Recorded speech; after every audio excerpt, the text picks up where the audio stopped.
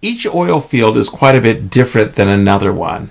So each one has to be studied what disaster they're doing there individually. But basically, my advice to anybody listening to this is visit the Dogger website, DOGGR, look at the maps, and don't live near an old oil field. They all leak. Just some of them leak a lot worse. So, going back to Marina del Rey. Yeah, sorry. No, it's okay. That's fascinating stuff. Well, yeah, it's you got to paint the whole picture. You have to. You have to paint the whole picture. So, okay, 1942 comes along in Marina del Rey and in the Playa del Rey area. And what happens is the War Department, before they became the Defense Department, came in and seized 240 acres of the Bologna wetlands south of Bologna Creek, which is a federal flood control project, which was also never properly deeded over to the Bureau of Land Management. And there they seized 240 acres as part of the war effort to create an experimental underground gas storage field whereby they would pump oil field gas into the geological formation that held this oil field as part of the war effort. They injected it about 700 pounds per square inch and stored a minor amount of gas there. Well, a fair amount of gas. What they did, because it was wartime, they just came in and seized the land they needed, and they go, we'll just deal with the paperwork and the lawsuits and all the legal things later. We're in a hurry. We're in a war. One of the things they needed to do is get with the California Public Utility Commission to properly license this gas storage facility. The paperwork kind of slid under the table and they never got around to it. Ever.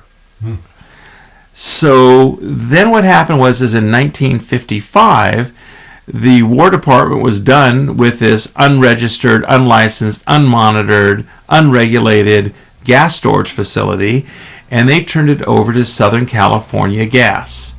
Well, Southern California Gas had their own ideas about what to do with it, so they raised the injection pressure and they pumped up the field until they could hear the geology crack, and then backed off 5% for a safety factor. So now they're injecting at around 1,700 pounds per square inch.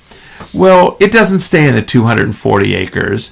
It runs right across Bologna Creek, underneath Marina del Rey, and up into the southern area of the Marina Peninsula north of Marina del Rey.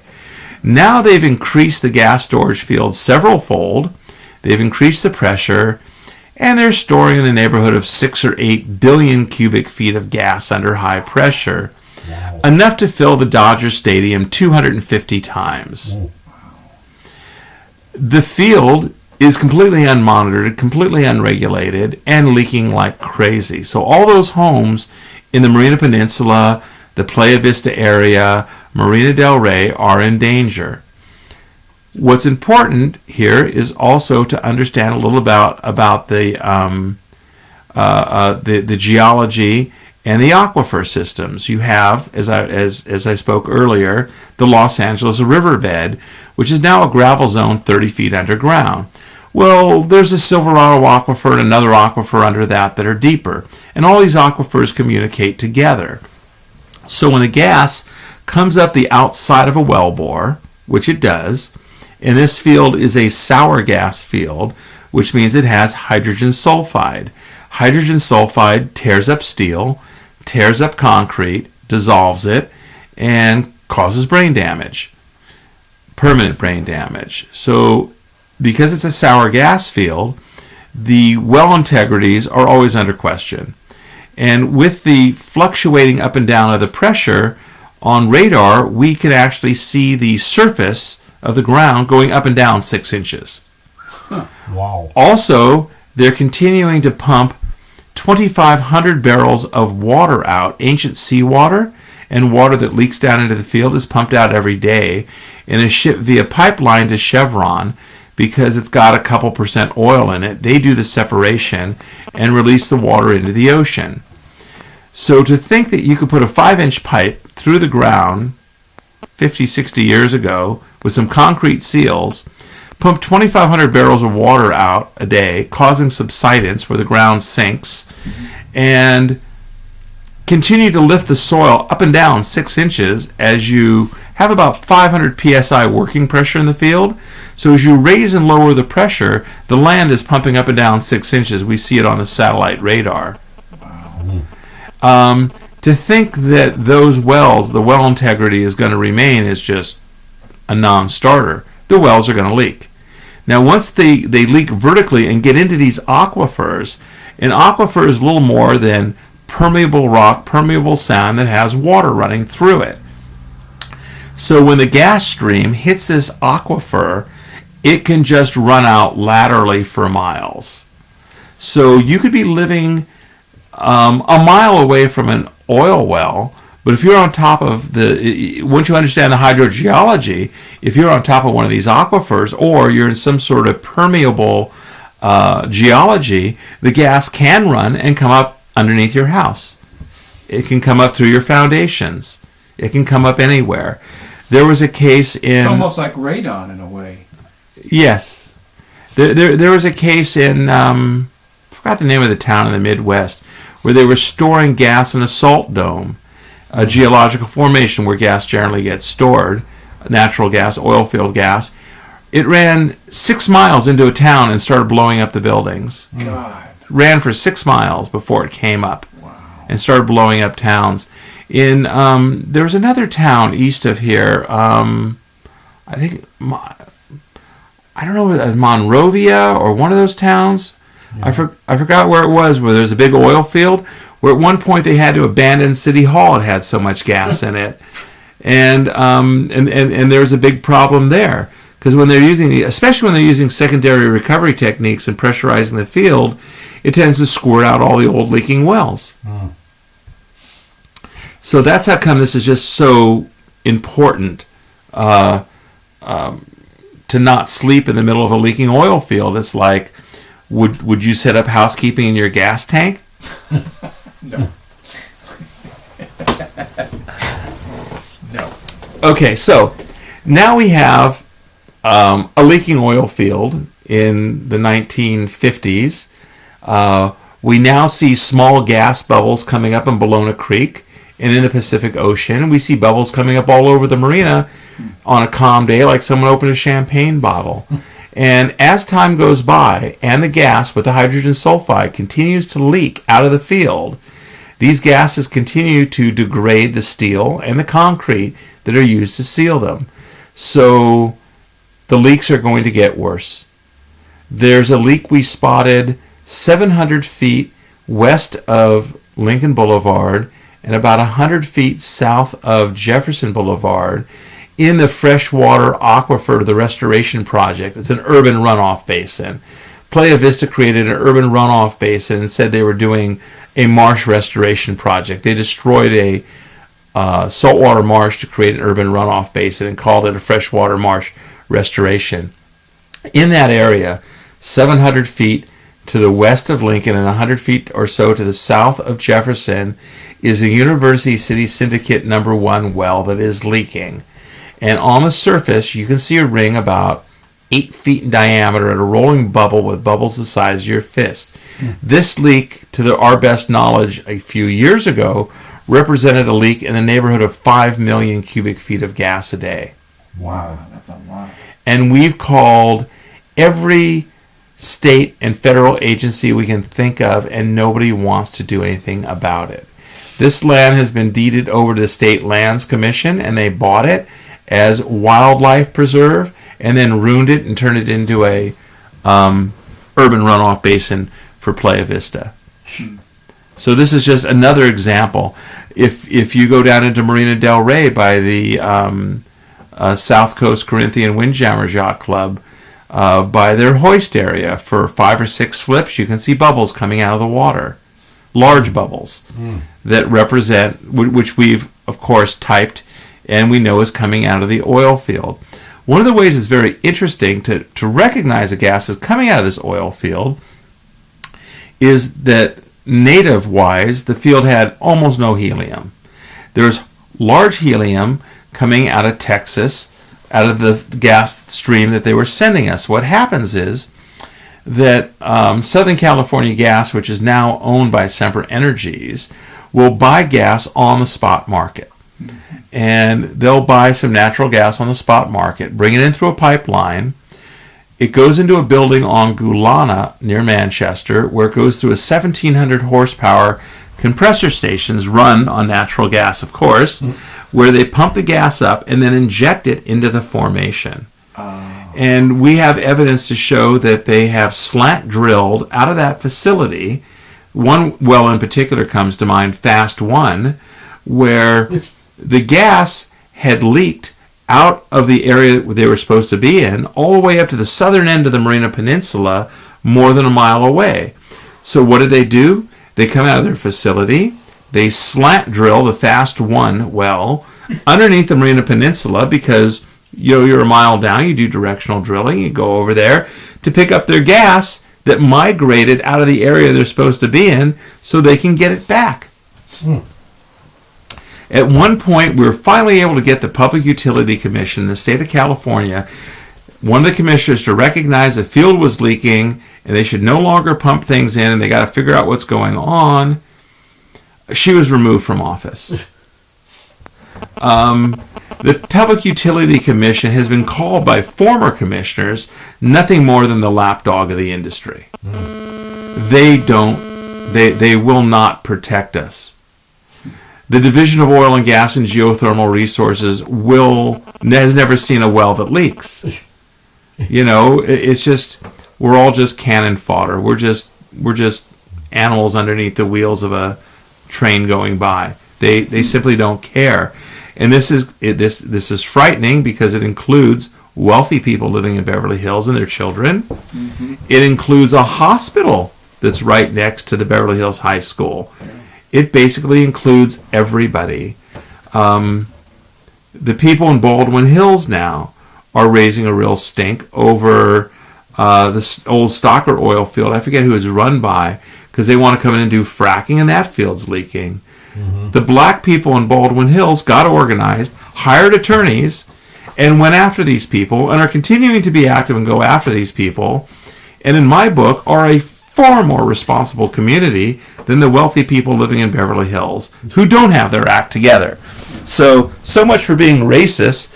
Those guys have it a lot more together, and they're a lot more active, and they're a little less trusting of the governmental authorities, and they're a lot more on the ball. I hope this doesn't sound like a racist statement against white people or rich people, but the black people have got it a lot more together.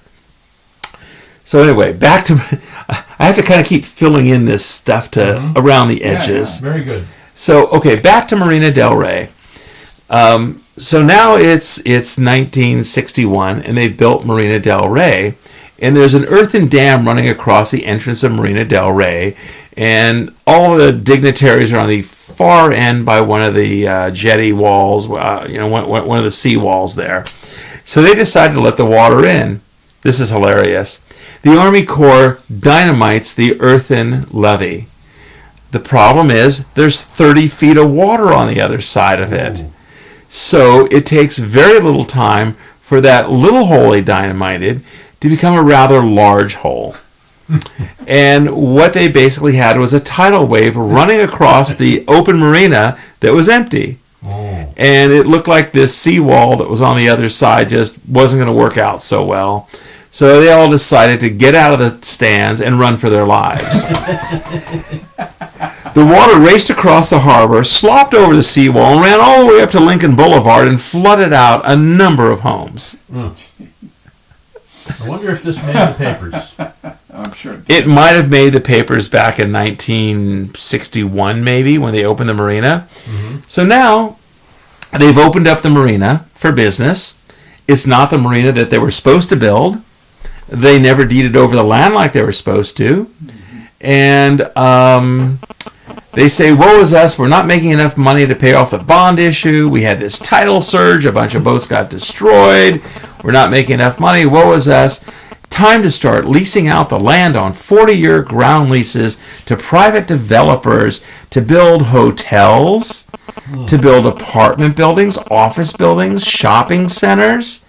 So now the land that supposedly is owned by the federal government is being leased out on 40-year land leases as political favors to people that paid off the politicians. Oh.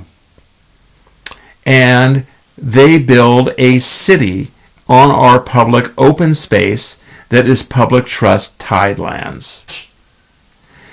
Fast forward into the 70s, and something called the California Coastal Commission comes along. Mm-hmm. The California Coastal Commission decides they have to draw the coastal zone. The coastal zone dictates what part they're going to take authority over under the rules of the Coastal Commission. Well, they do something interesting. They go to the General Services Administration of the federal government to ask them what lands are owned by the United States of America and on the coastal zone. And there's things you would expect. San Francisco Naval Base, Point Hueneme Naval Base, Long Beach Naval Shipyard, San Diego Naval Base, Marina del Rey. And all these areas are excluded from the coastal zone due to prior ownership. The city is a subset of the county is a subset of the state.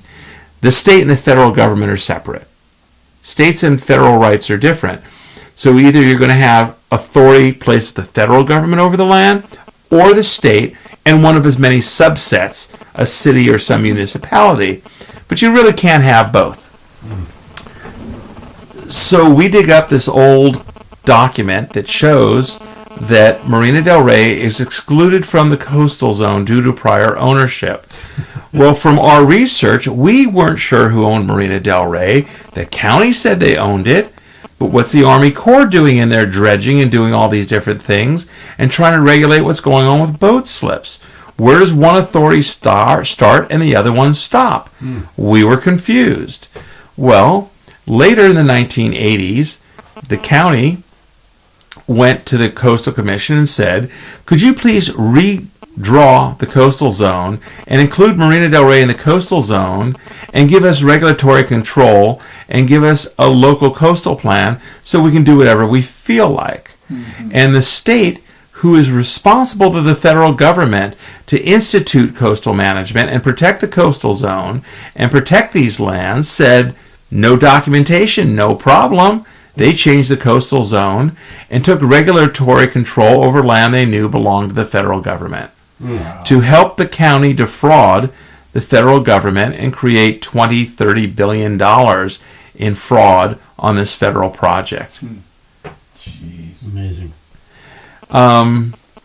We queried the Army Corps of Destruction as to what lands they owned in the area.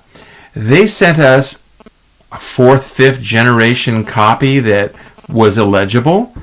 About the 10th time I looked at the document, because it took us so long to get under the Public Record Act request, I noticed one curious thing on the top right-hand corner. It had a book and page number. And I've watched Wheel of Fortune enough that I don't need all the letters.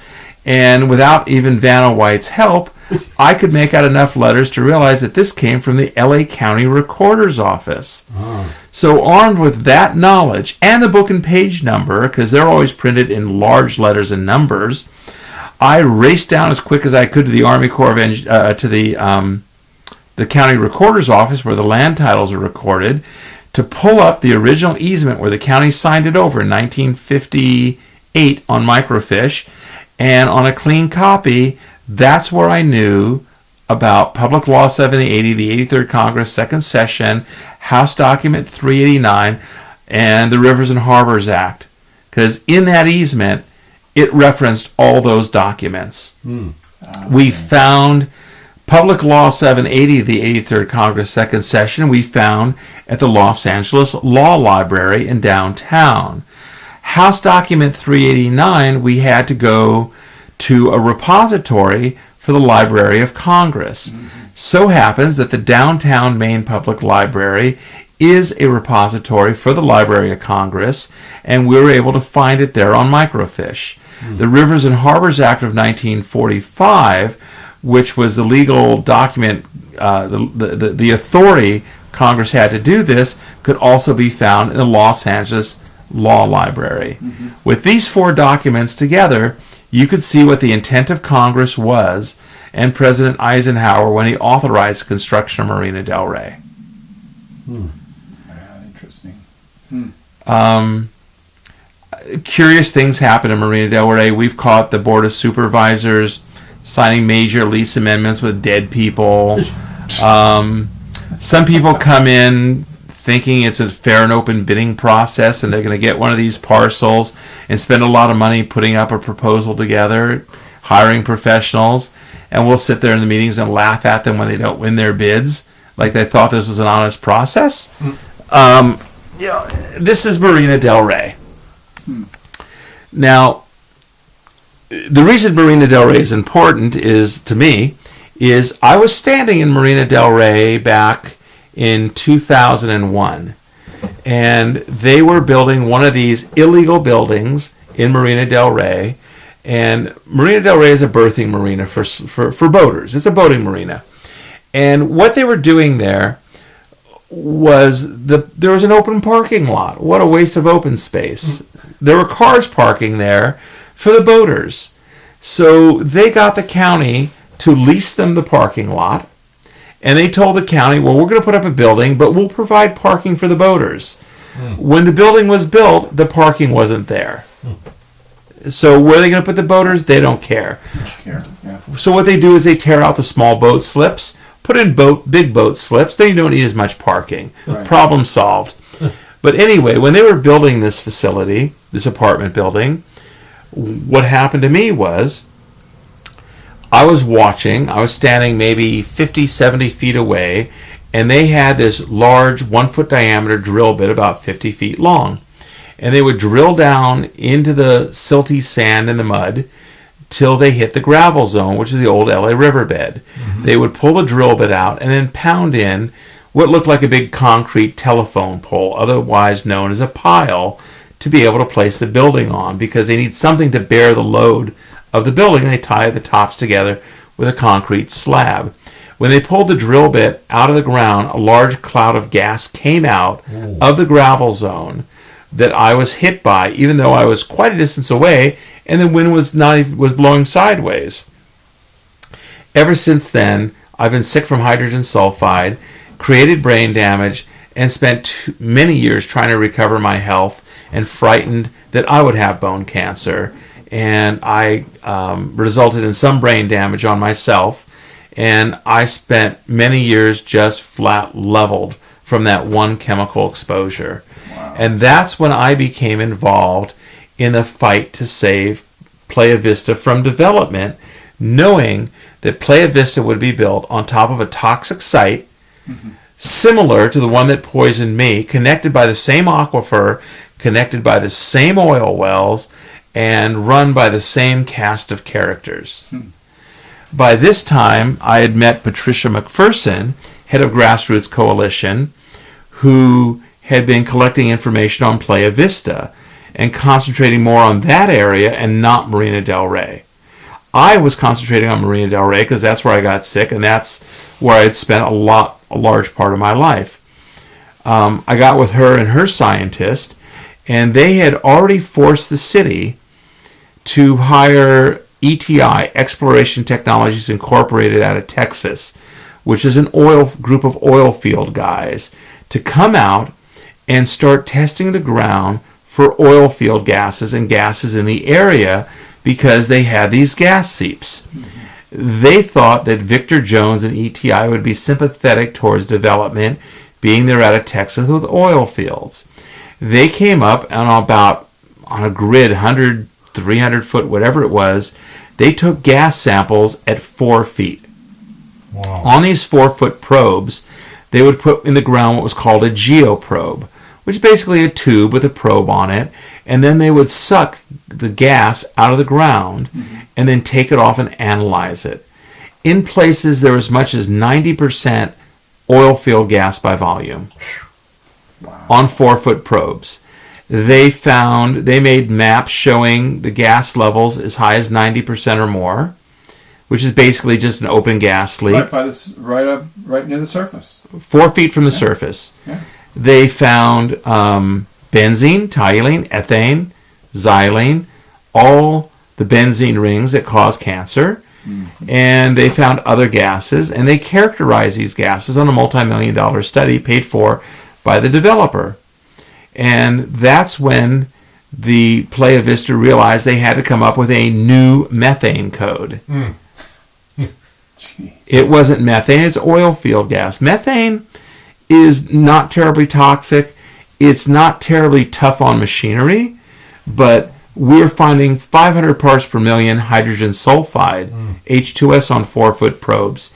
At 5 parts per million, the site's unbuildable and should be abandoned. So they continued with levels at 100 times at which they should quit. And this stuff just tears up everything. One of the things we notice in Marina del Rey is the Marina City Club, about a 14-story condo project, has been there long enough that all the concrete piles put into the ground and attached to the slab to hold it up have dissolved. And the building has leaned to one side to the point where they had to inject high-pressure concrete underneath the slab to right the Leaning Tower of Pizza. And nobody can get insurance on the structure anymore, but people keep living there anyway. Very dangerous then. Extremely dangerous. Very dangerous. We see ground settling in the marina, and then we see the similar things in Playa Vista. So with all this knowledge and knowing what was going on, Goldman Sachs, the city of LA, and the heirs of the used fortune decide to go ahead and build the largest mixed-use residential development on what is arguably the worst oil field leak in the western United States. And this Goldman Sachs was financing this? Goldman Sachs was the muscle behind it, and they financed a lot of it. Dean Witter owns some of it. A lot of it's owned by the heirs of the used fortune, because that's where the land came from. And there's a whole cast of characters. The Plumbers Union owns a chunk of it. Really? And the Plumbers Union helped draw up the new methane code. They got their workers to build it, and their owners. And then their union members also worked, when they got out of being plumbers, as the inspectors on the project. I mean, you know, it's a closed loop system. And then, of course, the Plumbers Union also donated money to the city council, who had to approve the permits. There you go.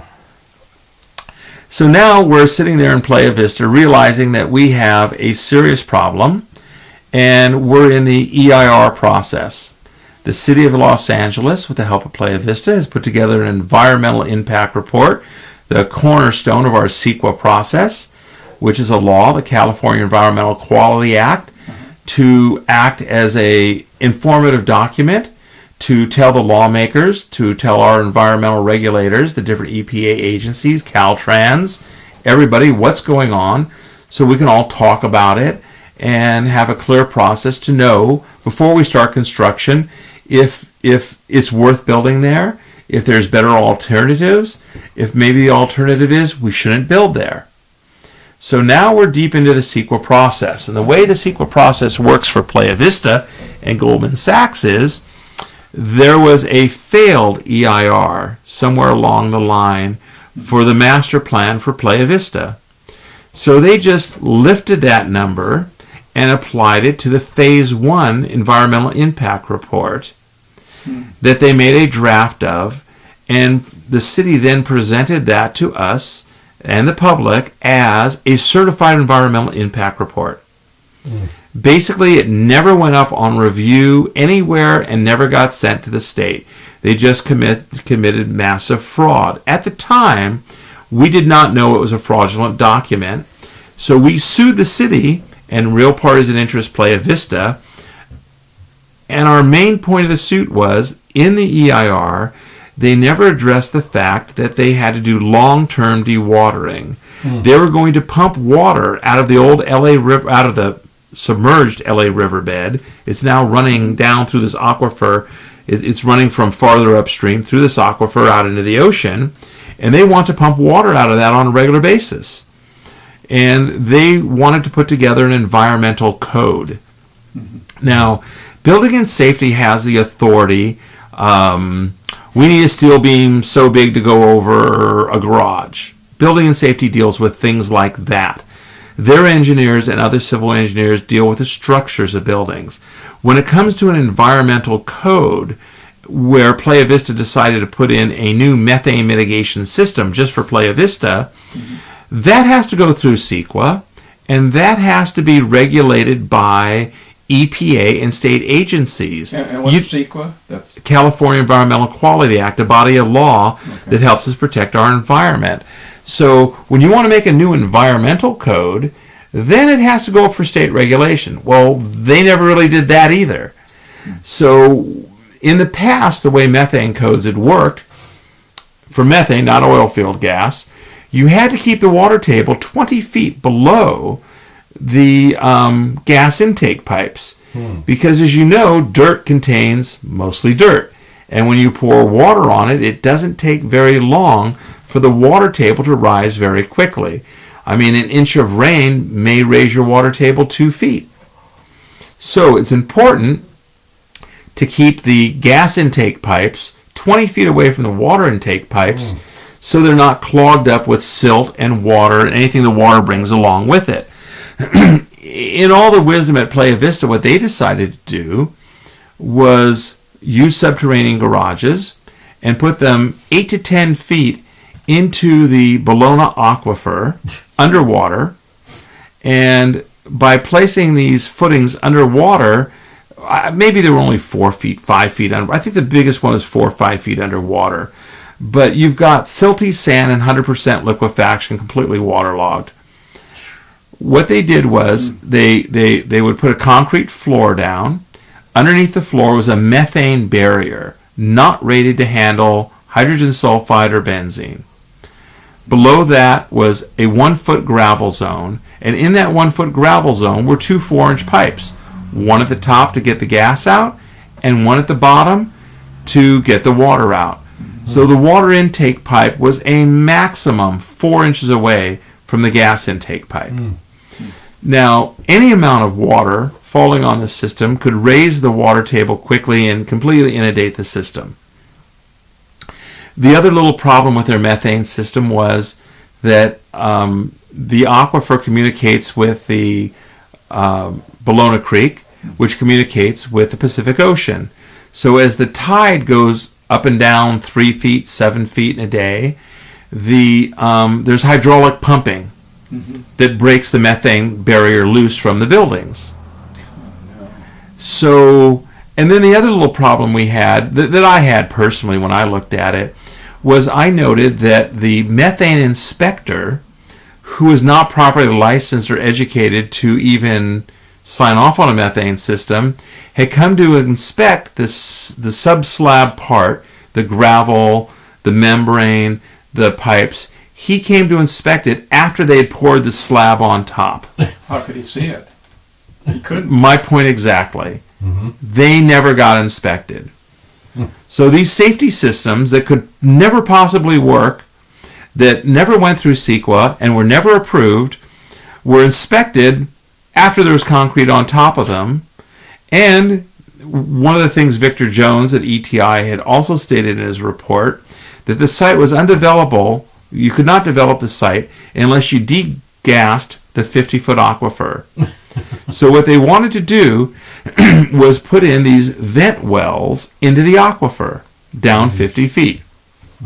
So what they decided to do was drill a hole about 2 feet or so in diameter and fill it with rocks. And then the gas would just migrate to this rock column, and the gas would vent out naturally. Well, as the gas migrated to the column and the water migrated to the column, it took the silty sand with it. And it plugged up all these pipes. So the 50-foot vent wells were a total failure, which was recognized by LA Building and Safety. Now, even though it was recommended that they never build on this site without these functioning wells, they just went ahead and did it anyway. God. So this is now we're getting into the story of Playa Vista.